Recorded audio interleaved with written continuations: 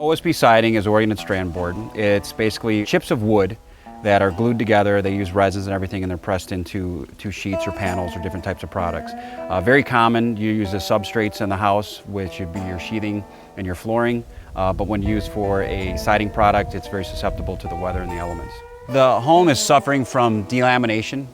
It's also suffering from edge checking at the bottom edge and buckling. So with the boards being butt tight and they're swelling, it's causing them to buckle off the wall. And with all the water migrating in there, what happens is the glue starts to wash away and deteriorate, and then we start to get areas that aren't holding together anymore, and you're going to start to lose some chunks and pieces out of the siding. So tell me about what you're seeing here. As you can see from the siding underneath, this is called edge checking. So edge checking is when you see cracking or splitting on the bottom edge, which is due to the moisture getting in and making separations here. If you look up here, you're going to see some really extreme checking on the bottom where you actually are losing all the product out of it from behind. And what's kind of interesting is when you look at it from the face, you'll notice that to look at it, it may not look too bad, but what there is there's this paper laminate that's holding all this together.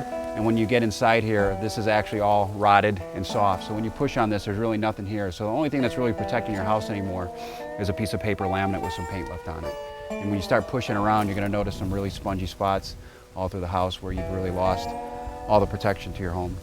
One of the things interesting you'll find in most OSB siding warranties, it's going to state that swelling and edge checking normally occur in all wood products as they expand and contract due to the changes in climate conditions. Therefore, the damage you see on this home would not be covered by the warranty.